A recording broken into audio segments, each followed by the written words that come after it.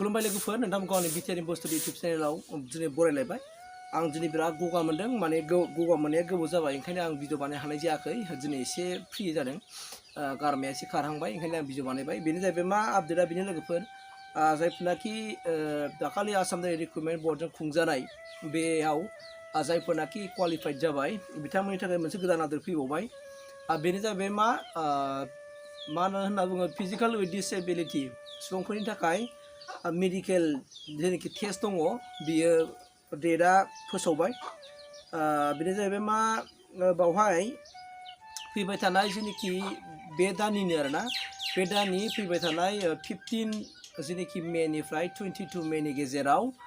बै जायफोरनाखि physical with डिसेबिलिटि सुबुंफोरखौ मोनसे मेडिकेल टेस्ट लानाय जासिगोन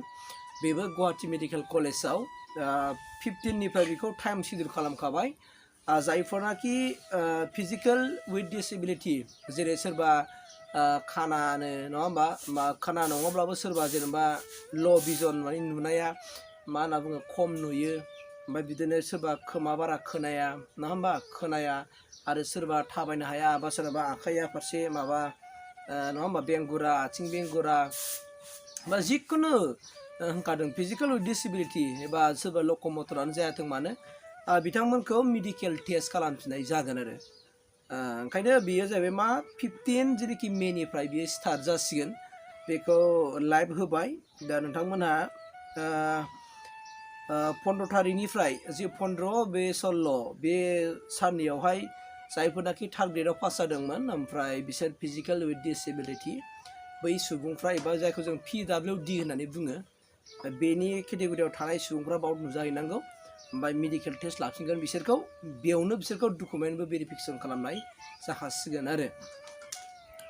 ओंखायनो जायफोरनाखि PWD केटेगरियाव गोलैयो बिथांमोनहा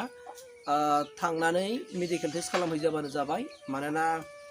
26 मेआवहाय एपइन्टमेन्ट लेटारखौ रानखागोन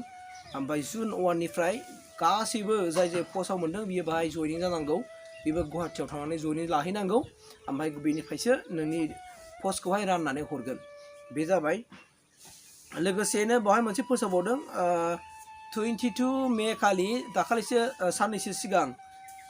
DSS एबा मेडिकेल डिपार्टमेन्टआव जायफोरनाखि पास जाबाय बावहाय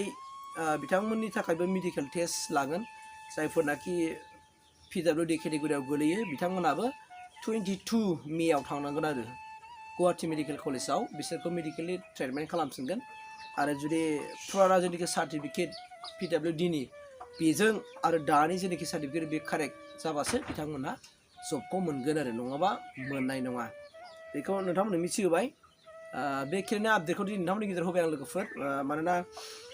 दिनै रायज्लायनो हाया गन्थङा थे जादों नोंथांमोनहाबो मिन्थिखादों आंनि गारांखौ बेखिनि आपडेटखौ आं होबाय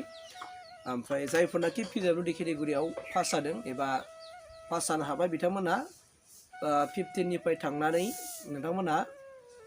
मेडिकेल टेस्ट खालामहैजाबानो जाबाय आरोखि स' बेखिनियानो लोगोफोर थेंक इउ